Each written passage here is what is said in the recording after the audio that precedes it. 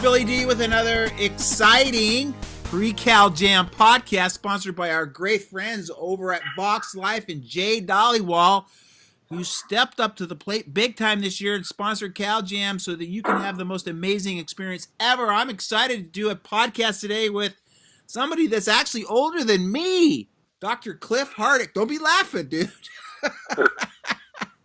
Welcome to the show. You there? Yeah, I'm here. I'm glad to be here, Billy. Okay, good. I'm glad everybody know that you're on the show today. So now, how long have you been in practice now, Cliff? I've been in practice since 1969. Gee whiz! Well, I came up with a new word today. I coined a lot of new words. Dinosauric. You and I, you're even more dinosauric than I am, and I was kind of concerned because I wasn't wondering if you've ever done a podcast. So why don't you discuss? I mean, you've been in practice since 1969. Seriously, how many years is that? A few. I know. Couple. Yeah. So what changes have you seen in the chiropractic profession, either positive or negative, that you want to address? I mean, there's some things that I'm going to address at Cal Jam this year that I think need to be addressed. The biggest thing I would address, Billy, is, I went to Logan. At the time, Logan would not have been the premier principal school, but at the same time, I was taught enough of the principle that we didn't get caught up in a lot of science. We didn't get caught up in innate philosophy from BJ either. We heard the word innate. The dean of my school in the second semester came in and said, "Hey, did you learn about BJ Palmer in philosophy class?" Yeah, that's fine. That's the last you'll hear of it. We just taught you that because that's part of chiropractic history. In other words, if somebody said that today, you're going to be taught evidence-based chiropractic. So we switched from that to, if your spine is crooked or subluxated, you're sick. And that's all I knew. So when I graduated, I knew that if I could figure out a way to set the bone, the patient would get well. So where have we gone since then? Downhill. Right. And in what sense do you feel that we've gone downhill? Is that we're just more pain-based now than really health? And I hate the word wellness, but I can't think of a better term right now. Health and wellness based now. Health and wellness and holistic, they're new age words. Yeah. They're new age words, Billy. When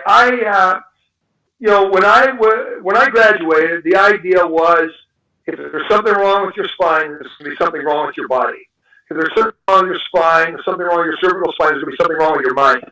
I was taught, even back then, that if there was something wrong with the atlas angle, you were going to have psychotropic dysfunction. And we knew that in school. I had fellow students that were pretty far out there by today's standards in terms of what they were willing to do and the lifestyle they were willing to live to prove that to themselves that chiropractic either worked or didn't work. Some crazy stuff that I wouldn't even want to talk about on this podcast. Okay. That you can, because this is a very, very, very eclectic, very open, free. I know. We talk about a lot of stuff on this show that most people probably wouldn't talk about. But if you don't want to talk about it, you can save it for later. I'll save it for later.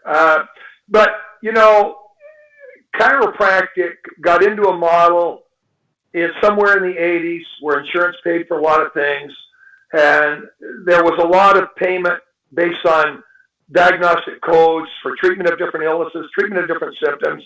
And a lot of chiropractors that I know that used to be principal in the 60s and 70s, they made a lot of money. They collected a lot of insurance money in the 80s. And when the insurance went sideways, their practice went sideways because they forgot about and lost the idea of educating patients. So for me, what principled chiropractic isn't necessarily about changing something on the x-ray. It is that. But I would rather see a principled patient learn about perhaps not giving their baby Tylenol for a fever because they learned something because they came to your office. And that is a better representation of chiropractic, that young mom has a recognition, there's an innate intelligence that has a lot more to do about the conduction of our body system than you have with a specific adjustment to correct some symptom they have. Right, and I'm shaking my head in just total congruence and agreement with you. what I feel as a chiropractor, one of my biggest responsibilities is to teach them our ADIO principles, above, down, inside, out, that you were created in the likeness and image of God, and then you need to work with the intelligence that God put in your body, not against it. And so much of the medical interventions is an outside in, below upwards approach, which violates natural laws. And again, it has its place in certain emergencies. Medicine does, there's miracles that can be performed in a medical allopathic model, but not as in a healthcare model. And I'm glad to hear you saying that, because to me, that's what I feel one of my most important jobs is to teach people how to think appropriately and how to look at health from a different perspective. So what is your impression on, as far as where we need to take the profession now? I agree with you 100%, Billy. We need to go, Dr. Sid used to teach us that sometimes you've got to look backwards to see ahead. Right. And people think that that's confounded. Right now, there's a lot of chiropractors that are practicing outside in. We've got chiropractors doing stem cell injections. We've got chiropractors selling things that are supposed to create healing inside your body because you consume it. We've got a lot of and crap I might be going guilty on. of a little bit of that myself. I mean, I teach people nutrition and superfoods and things that they can do to augment innate intelligence, but I'm not using any of that, like whether it's CBDs or chlorella or spirulina or whatever. I mean, you and I both eat super healthy. I mean, in fact, when I was with you, I think you might even eat healthier than me, because we understand that innate needs innate food, not it doesn't need garbage and trash, and you need to exercise. So as a chiropractor, I feel it's important to teach them other things other than, chiropractic principles. I think it's important to teach them other factors of health to augment the care that they get in the office. So I might be guilty a little bit of that myself. I'm not accusing anybody of being guilty of anything. Right. I'm just saying that when you step outside of the inside-out principle and you go to the outside-in principle, you have to be very careful and explain to your patients what it is you're doing. Right. So providing things to your patient that supports the correction of the subluxation, the reduction of the subluxation, and the improvement in their nerve system function, so their body can recognize its environment and respond in whichever way it chooses. If that's fitness, if that's nutrients, if that's thinking, right, all those things are in our realm, and I consider those things inside out. What I don't consider inside out is when you're doing an injection. Right. Okay, I got from it. outside in, right. Or you're selling a product because there's a lot of money in it, and now you don't explain innate intelligence to your patients, right. And now you don't sell them the adjustment, and now maybe you don't even identify that your principal thing that you do is the practice of chiropractic. Or you don't even adjust anymore. Exactly. We're on the same page. Which is one of my biggest concerns with a lot of the students that are coming out of school in huge debt from student loans, that aren't learning the art of spinal adjusting anymore. And I mean, for me, that's where the money, and it's not, I've never been into this for the money, but that's where the money, it's like everybody wants to be a CalJam speaker. Well, there's no money in being a CalJam. There's money on the table, man. There's money in taking care of people and adjusting people. So, I mean, I try to teach students that if there's anything that you're going to learn at school, learn as many different techniques as you can. Have as many different tools in your toolbox as possible, because that's where you're going to help people. That's what differentiates us from every other doctor on the planet. Absolutely. Yeah. Absolutely. 100%.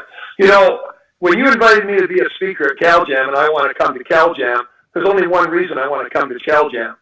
And that is I want to be part of a global system of education of people about outside in, so that our listeners, our doctors that come to the seminars, your seminar, our seminars, come to the seminars, they go home and they are changed. Right. For good. Right. Forever. Right. Forever. And the reason for that is so they can change their patients. Right. And part of it for me, and I mean, I know what my objectives are with what I'm doing. is that I feel like I'm building a team, and you're doing the same thing with Maximize Living. You're doing an amazing job, and thank you for allowing me to speak at your program. Your program is one of my favorite programs to speak at. It's people that are everybody there is walking. Everybody there looks in shape. It's not a seminar where you've got people that look morbidly obese, and everybody it's just like you. You're a great representation of health. You're high energy. In fact, I couldn't believe the energy that you emanated from that stage when you spoke there, and that was the primary reason I wanted you to speak at CalGem. Not only are you older than me, but you've got probably just as much energy, if not more than me, and I was blown away by that. And again, I know people want to emulate success. In my practice, people come to me because of the energy that we give off. Sure, they get the chiropractic stuff, but people want to be like you. And if you're a leader, you should walk the talk. And you walk the talk. You still, how many pull-ups can you do? I can do a lot. I know you can. You're in friggin' amazing shape. And and again, I know that's not chiropractic. I know eating healthy is not chiropractic. I know being anti-vax isn't chiropractic. I understand that. But also, we also have to understand that our people that we take care of in our practice are living in a jungle, and we have to help them navigate that jungle by teaching the concepts of ADIO, that you don't need vaccines. You don't need all the crap and drugs that people are taking. You need to work with that intelligence, and sometimes it might need a little extra help other than the adjustment. It might need, teaching somebody that they need to get off their ass and move their body around a little bit, or eat something other than McToilet or McBurger or something like that. So, again, I understand I'm going to get called a mixer by certain camps for saying that, but I'm not really concerned about being in this chiropractic religion just to be, a priest in that. I'm here to help people on every level that I can. Billy, I'd like to add something to what you're talking about, and it just kind of came to me when you talk about why people come to CalGem, what the purpose is all about, why people come to Max Living, what the purpose is all about. I'm a really principled guy, and I don't think I need a lot of other people. And you came to me at Max Living when you heard me talk, and you grabbed me and you said, "Where the hell have you been? I've never seen you speak before." I don't know if you remember saying that. No, I remember it like it was yesterday, bro. Yeah. You said, I want you to come to CalGem. Yeah. Where the hell have you been? I was going to have BJ spoke when I said, screw BJ, I'm putting his dad up there, So I said to you, where the hell have you been? So anyway, I've been around. 10 years ago, I know you've been. 10 or 11 years ago, I kind of quit hanging out at seminars. Dr. Sid died. Jimmy Parker died. I quit going to seminars. Right. I came back to Max Living a year ago because I don't want to be an island. If I can survive as an island, the way I think, the way I live my life, the way I am, but I can't exist as an island. I like the camaraderie of excellence. I like the camaraderie of being around powerful people that want to do the right things, live the right way. So if I need that, and you need that, how badly then do the people that we want to help need it? Big time. So I want to be at CalGem. I want people to come to ML.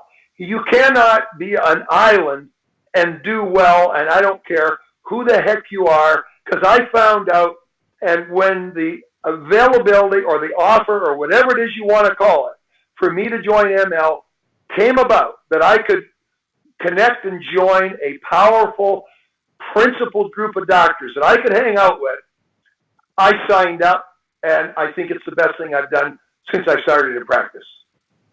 For me, it's like, I had some time off over Christmas, over the holidays, and I love that, but I'm a people person, Cliff. I need to be around people, and I love to be around the peeps in my practice. I love what I do. I love heckling people all day. I love joking around with people. I love laughing. And I love taking some time off too. I'm not saying that, but for me, being in the trench and being around my people in my practice and being around chiropractors that are on fire, there's nothing better, dude. It's like we're this, and it's more than just chiropractic. It's literally changing the consciousness of the planet so we can save this planet, because the planet's going sideways. Again, chiropractic is great, but if we don't have a place to practice, we got some issues, bro. I'm not really like thinking I'm going to want to hang out on Mars when we screw up this planet. So, yeah, CalJam's more than just, just a chiropractic, because there's plenty of those seminars out there. And sometimes I get arrows in the back because, they talk about geoengineering, or they talk about fluoride, or they talk about glyphosate. I mean, I've got eclectic concerns. And the other objective I have is to attract people, to general public, to come to CalJam, because I want to inspire them to become a chiropractor as well. That's why I've really created alliances with Life University and Guy Reekman this year, because I want to help fill the principled schools, because what's happening is we've got all these schools now that don't even teach chiropractic. They're actually anti-chiropractic schools. My objective is I want to fill the schools that are teaching the principles, and I want to starve the cancers within our profession, or this profession will no longer exist as a separate entity in healthcare. Yeah, well, you're right. There's only three schools now that teach the principle. In the Americas. In the Americas, yes. Right. In the Americas, yeah. That's set. Right. So we need to be the teachers of the principle now. Right. We need to be the teachers. We need to get all the people that graduate from those other schools, Billy, and they need to come to CalJam. They need to come to ML. They need to go to a place where they can hang around the principle and soak it up. Right. And change themselves. Right. Because I know there's a certain degree of purity of what we teach, and I mean, I'm wondering, because I came out of school, I don't know if you know this, I came out of school full allopathic chiropractor. I mean, I was all back pain, and it wasn't until I went to hear Dr. Sid, and I was on and I went to the DE program, that literally changed my life and changed my consciousness. And I was a smart kid in school, believe it or not. I mean, I got straight A's, and I was, in chemistry, science, and I needed to have all the science to support all my philosophy, and and I went to LACC, which is not probably the best school in the chiropractic. In fact, it's probably not my favorite, probably my least favorite school in chiropractic. And again, all my brothers went there, my cousins went there, and it was me going to DE that influenced them to understand the true value of what vitalistic chiropractic is. And once I heard the story, bro, it made so much sense to me that I never looked back. So that's what you said. We got to bring those chiropractors from schools, not because it's just people are misdirected. It's not that people are bad or good. It's just they influence there.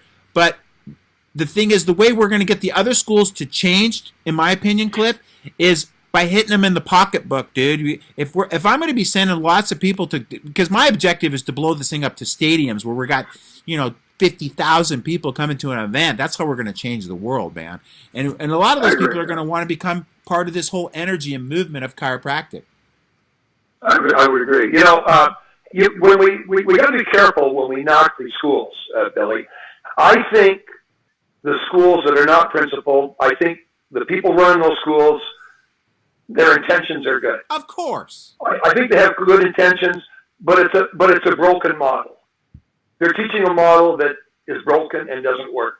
I think the problem is they're trying to be accepted into exactly. You're right. Not only the public's consciousness, but in a medical consciousness. And you and I have never been.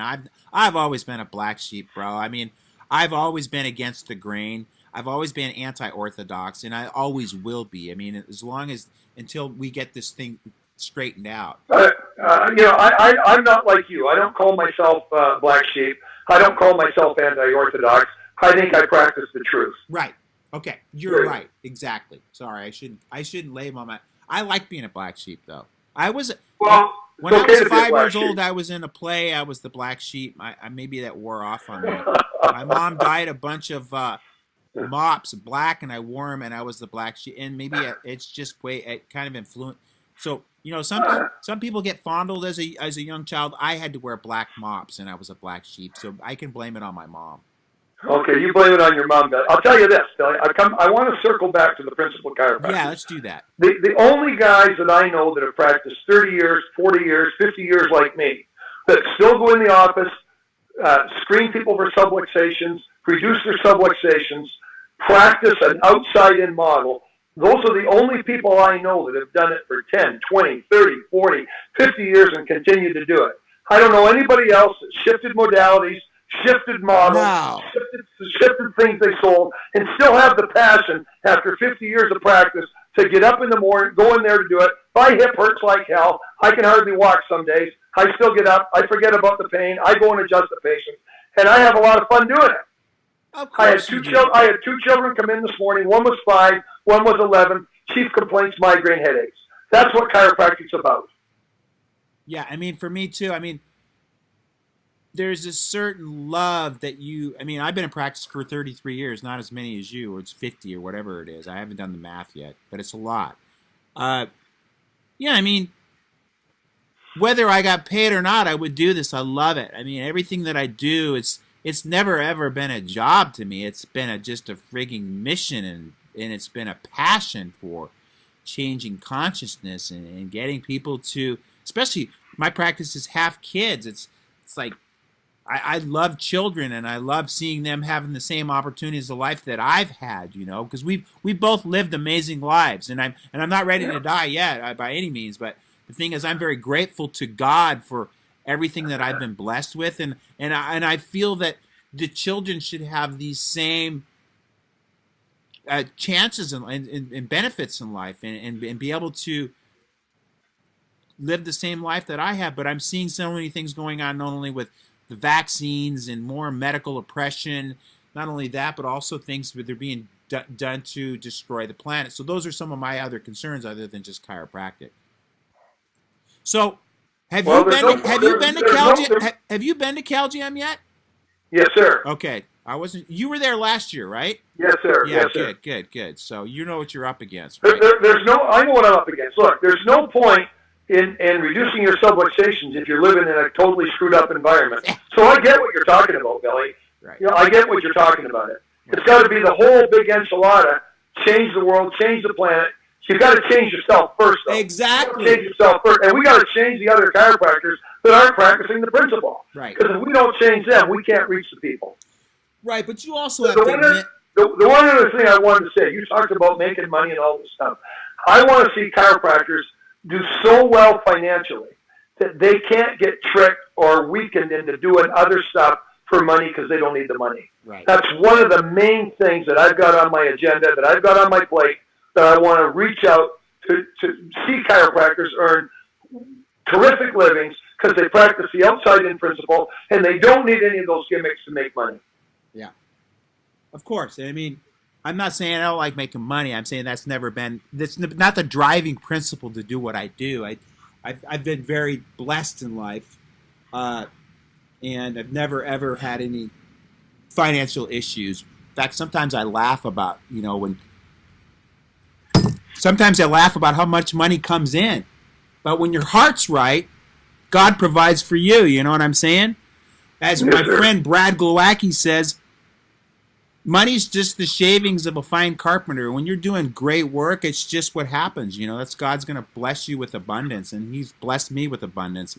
But what I was trying to say is I'm not one of those guys that said, I'm going to go to chiropractic school so I can make a lot of money. I went to chiropractic school because it sounded like it made a lot of sense to me, And Well, that's another thing that's screwed up today. When I went to school, everybody in my class either had a parent that was a chiropractor or came to chiropractic school because they had a personal experience that changed their life.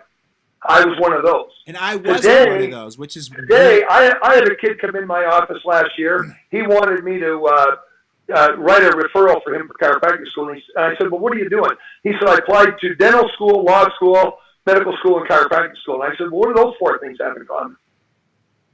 So he was just trying to find a good career.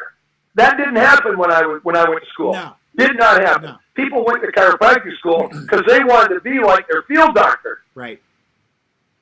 And back in those days, chiropractic was probably less accepted than it is today. Oh, yeah. I didn't know that, though. Hey, when I graduated in 1969, the American Medical Association had the Quackery Convention in Chicago, and they labeled chiropractic as the #1 target. Right. But I didn't know that either. I didn't know I was a target. Right. Well, it was probably good. Yeah, it was good. I didn't worry about it. Yeah. Didn't bother me a bit. Right. So where do you see ML going in the future? I mean, I love your program. I love what you guys are doing. You're very eclectic with what you teach as well at ML. I know that. Where do you see your future going with that? Well, somebody, I mean, you've taken the big stage right now, Billy, for sure. When I say the big stage, there were days that 6,000, 7,000 people used to go to Parker. Right. There were days that 4,000 or 5,000 used to go to DE. Yeah, I in clearly those days, see, those were the only two. And when I say that I see it, Billy, this ain't some dream. ML will have 4,000 to 5,000 people at the seminars. Right. That's where we need to be. That's where you need to be. If we're going to change the planet, we have to have seminars with 5,000 attendees, and then 10,000, and then bigger. And then you go live stream. That's the whole thing. It's like then you just live stream. It's out there, Billy. Right. It's out there, Billy.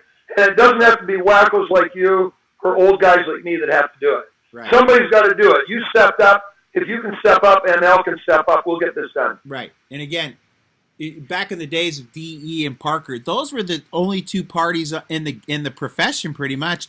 Now you're seeing that we have a seminar every weekend on every street corner in chiropractic. So it's harder to really attract, those kind of volumes when you've got so many different. And again, that's good. I mean, it's good that people have different opportunities. So Billy, I agree with you, but I don't agree with what you said. There are not chiropractic seminars every weekend. Right. Well, you got Focus, you've got ChiroFest, you've got New Beginnings, you still got DE, you still have Mile High, you've got the Berkshires, you've got Chiro Sushi. We don't have big camaraderie anymore. Yeah.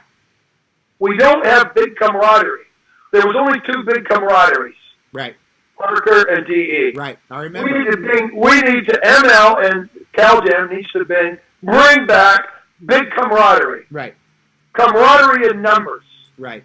You cannot go out there and be an island. No. And last forever. You can't. Nope. You can't. You'll get beat up. We need our brothers. We need our sisters. And it's not because we're weak that we need them. We need them because you need to come and see a guy like Sigafus 4 or 5 times a year. Right. You need to learn how to preach the message. Right. You need to develop better ownership for the principle that we have. You need to get better at improving your skill set to teach the message. You have to be better at walking the principle and live the message and be the message so you don't have to say a damn thing. People just want to be around you. Right. Exactly. You are it. You are it. Right. And that's when that happens, that's where it is in your practice too. I mean, you attract people because they want to be around you. They want a part of that energy. They want a part, and when they walk in your office, they feel that love emanate from just the minute they walk in, because that's the atmosphere that we create for people. We create a frigging safe harbor for people to come in and get rid of all their crap and their baggage and change their lives literally by just changing a few simple things, by getting the train back on the track, man. It ain't that hard. We need to do that not just for our practices, but for the profession. Exactly. So the other chiropractors, they go home and they have the kind of practice that you have and the kind of practice that I have because they made a change in themselves. They changed in here. You're strong in there. I'm strong in here. I'm not getting derailed. You're not going to get derailed. No. Not very many people are not going to get derailed if they stay out there by themselves trying to muscle their way through. Plus, not going to happen. It's a lot of fun to hang around a bunch of just on fire chiropractors. For me, I mean, who else am I going to hang out with? What's that? It's a vacation. Yeah. It's a holiday. No, it's a party. Celebration. It's a party. It is a party. And there's nothing. Well, CalGem especially is a party. Yeah, it is, and I want it to feel that way. I want people to come and feel that they can celebrate. I mean, there's nothing. I don't drink. I'm not a partier on that playing field. I just love people and I love celebrating, and I love sitting down and having a nice meal where we act like adults, and then the next night we put our wigs on and our disco pants and we go dance our asses off. I mean, that's what. And you're hanging around people that are just world changers.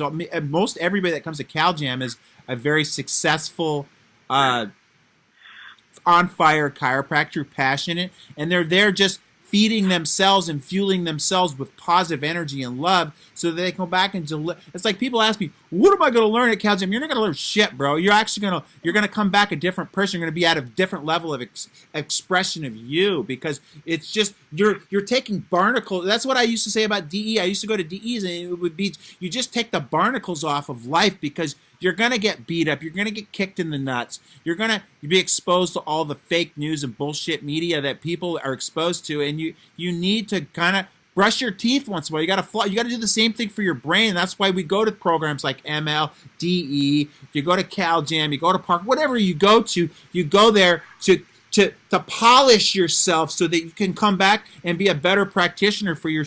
It's not like you're going to learn diagnostic codes or how to, of course you're going to learn things to help you with your own health and you can apply to your patients, but you're not there to learn stuff. You're there to love and love with yourself, number one, and love your fellow brother chiropractor, and be motivated and inspired to change the world. I agree. You have to go to these things of camaraderie to shed the husk. You got to shed the husk. You got to take the stuff off. Look, when your patients come in, no matter how well you think you educate your patients, they're outside most of the week. They're in that outside-in model, and believe it or not, they like it to bring you to their model instead of you bringing them to your model. Right. They would love to bring you to their model. That would be a win for them. We ain't going to let it happen, Billy. No. And a lot of doctors, they became part of the patient's model. Patient liked the guy because the doctor moved. We ain't moving. Wow. Patients are going to move to us. We have to be like a rock. We're not going to move. And as Sid used to say, who can anchor to an unanchored rock? So we got to be. I think anchored. BJ said that too. BJ said that. I think. Hey, look, there are no new expressions. No, there It's aren't. all the same stuff. There are different messengers. Your job, my job, is to create messengers for the next century. So, in closing, because I want to go surfing, believe it or not, because it's a beautiful day here. It's probably going to be in the low 80s today. I don't know. What is it like in Canada today? Right now, where I'm sitting, yeah, it's minus 17 Celsius. Celsius? Yeah. What is that? Minus 7. What is that Fahrenheit? What is that in Fahrenheit? What are we? So we're probably 6 degrees, Jeez. 7 degrees. So no, we're way, yeah. Are you bummed that you're going to be coming to California where it's in the 80s right now? No, I just came back from Florida this week. I'm okay. I'm all right. You went down to the blue hair state. No, it's 1 degree. It's 1 degree Fahrenheit right Whatever, now. it's freaking cold. It's 0 Fahrenheit right now. Okay. So we're not going swimming. Well, I'm going surfing. The water's not super. It's like 62. It's not bad, but so just in closing, what message are you bringing to the Cal Jam stage, or do you even know yet? Yeah, I know what the message is. There's only one message. I only have one message. Okay. It's transforming your community. Okay. And to transform your community, you have to develop a stronger, better, pure ownership of chiropractic. You have to develop a pure, better way to own the skill of communicating it. Then you have to work at communicating it so that your patient, that mother that I talked about earlier, doesn't have to necessarily communicate it, but she gets it. She thinks for herself from outside in. She doesn't decide that my kid needs a drug because he's got a fever. She gets the idea that my kid has a power that's greater than Tylenol, and my kid has an ability, my kid has an innate expression of life. If that kid has a nervous system that's connected to its innate, that child has a better chance to comprehend its environment and respond in whichever way it chooses, right, instead of polluting itself with chemicals and drugs and thoughts that are going to make my kids sicker. And having that self-love and respect for thyself, so they can have self-love and respect for those around them and create a better planet through a chiropractic ADIO living person. And we might need to inspire chiropractors to love themselves better too, right, so that they can love other people. Right. All right. Well, I want to say how much I really love and appreciate you, and I don't want to joke about you being older than me, but I have respect for that, and that you're still in the trench with us, and that you are in great shape, and you're just a model of the way people should live their lives. And I just want to show you the love and respect that I should. One thing that I would add to my youth is I got my first Gonstead adjustment from Clarence Gonstead. Amazing. Clarence Gonstead adjusted me. And that's who I learned Gonstead technique from. And I got my first barge adjustment from Fred Barge. And he had the through the floor technique. He used to say to me, the reason we don't get the miracles in chiropractic anymore is because everybody practices wimpy technique. Yeah. Well, when Clarence Gonstead put me on his knee chest table and took a contact, I think it was a PRS on my L4, when he thrust me, and he was 84 years old, I thought my abdomen bounced off the floor. Yep. They moved bones. They weren't afraid, and I still move bones too. I'm going to tell you something Clarence said, and a lot of people don't believe Clarence Gonstead would say this. He said to me one time in one of his classes, you got to be careful why you move the bone. You got to remember why you're moving the bone. He told me that he knew Gonstead technicians that were so good at moving the bone, they didn't get results because they were moving the bone for the wrong reason. You have to be clear about why you're moving the bone. You have to be clear about what your expectation is and why you move the bone. Otherwise, you become an MSK doctor. What's an MSK doctor? I'm not interested in being a musculoskeletal doctor. Oh, I got you. Okay. I'm interested in being a neurological doctor. And so are you, because I know who you are. I've heard you speak. So we want to be neurological doctors that when we adjust the spine, we improve neurological function. We improve human beings' ability to comprehend their environment. So they can respond whichever way the innate in them chooses to respond, because it's functioning. Because it's not capped up and stuck in a can someplace in a cupboard. Don't laugh. Brother. I love and appreciate it. I'll see you in 3 weeks. Hey, bring your bikini, okay? I'll do that, Billy. We can go hang out on the beach together in our banana hammocks or something. How's that sound? Maybe we can go run in the deep sand. This is the greatest chiropractic event on the planet.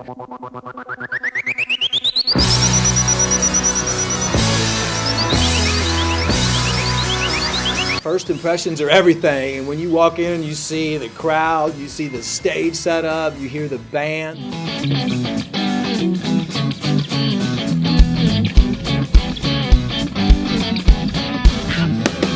The camaraderie was incredible, impressive, and I really felt like I was connected with my community.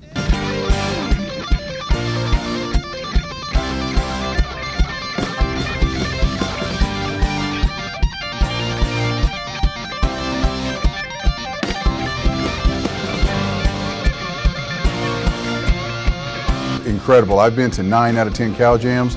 The energy was through the roof, the most electric cow jam I've ever been to.